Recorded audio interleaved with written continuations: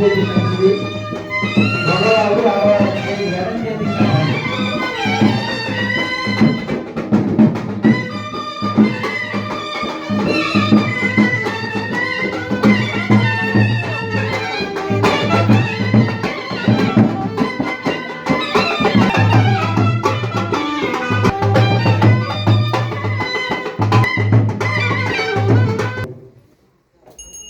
కంకణం ధరించాం, చాలా నిష్ఠగా ఉన్నారేమో, అందుకోసం కాదు కట్టింది.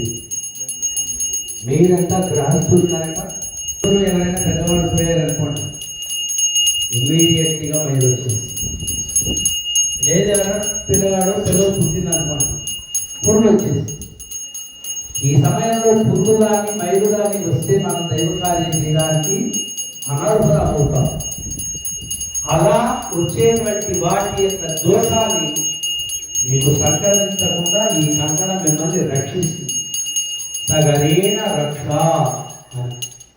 అని చాలా మంది అడుగుతూ ఉంటారు, ఏమంటే ఈ కంకణం ఎప్పుడు తీసేయాలి? ఇప్పుడే కదా మొదలైంది, ఎప్పుడు తీసేయాలి ప్రశ్నకు. ఆయన భోజనం చేయండి, అంతా అయిన తర్వాత తీసేయండి, లేదు 2 రోజులు అట్టు పెట్టుకోండి, 3 రోజులు తీసేయండి.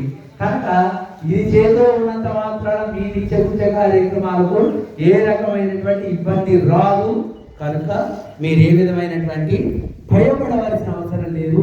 మీకు జాతాశోచ మృతాశోచములేవి ఈ సమయంలో సంక్రమించకుండా ఉండగలందరకు గాను ఈ కంకణాన్ని ధరింపచేశారు. ఇప్పుడు స్వామివారు కళ్యాణ మహోత్సవం స్వీకరించడానికి భగవంతుడు అత్యావతారంగా ఉన్నాడు కనుక ఆయనకి ముందు ఉపనయన సంస్కారం చేయాలి.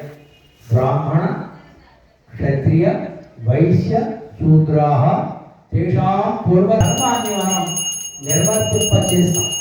అందుకనే బ్రాహ్మణులు గుడి కట్టారనుకోండి, ఓం కాంతి పెడతారు.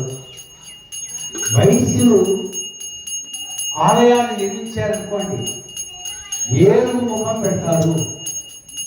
క్షత్రియులు దేవాలయాన్ని నిర్మించారనుకోండి, దానికి సింహముఖం పెడతారు.